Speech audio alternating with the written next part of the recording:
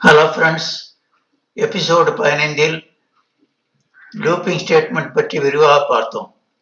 ஒரு லூப் வந்து 1லிருந்து 10 வரை இட்டரேஷன்ஸ் ஆகிக்கிட்டு இருக்கும்போது இப்போ நமக்கு ஒரு 5வது ஸ்டேட்மெண்ட்ல ஸ்டாப் பண்ணணும் அல்லது ஸ்கிப் பண்ணணும்னா அப்போ வந்து ஜம்ப் ஸ்டேட்மெண்ட் யூஸ் ஆகும்.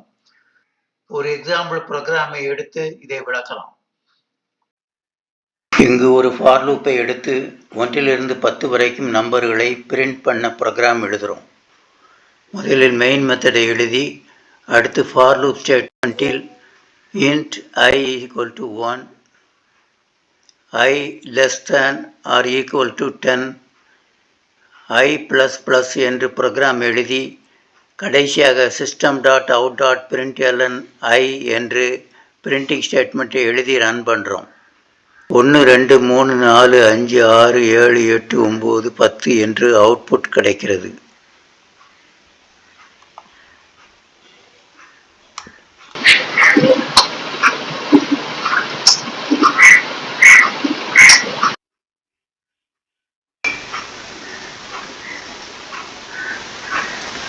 இப்போ ஐயோட வேல்யூ 5ஆக மாறும்போது இந்த லூப்பை நிப்பாட்டணும்னு வச்சுக்கோங்க. அப்போ என்ன பண்ணணும்? கோடிங் லைன் 5இல் if I is equal to 5 என்று கொடுக்க வேண்டும். அந்த கேஸில் லூப் பிரிண்ட் பண்ணக்கூடாது.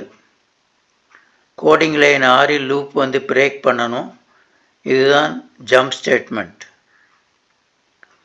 இப்போ ப்ரோக்ராமை ரன் பண்ணினால் அவுட்புட் 1 2 3 4 என்று பிரிண்ட் ஆகும். 5லிருந்து பிரிண்ட் ஆகாது.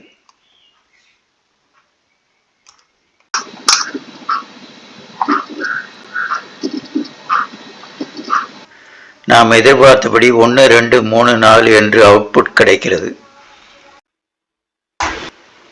அடுத்து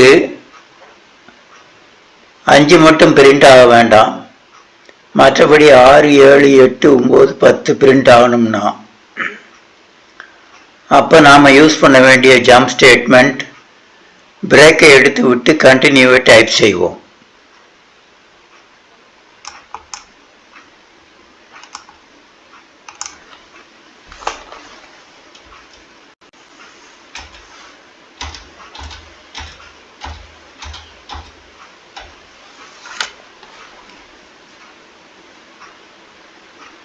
இப்போ ப்ரோக்ராமை ரன் செய்வோம்.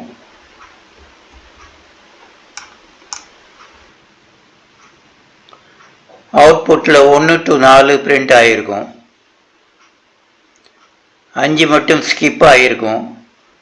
6லிருந்து 10 வரை பிரிண்ட் ஆகிருக்கும்.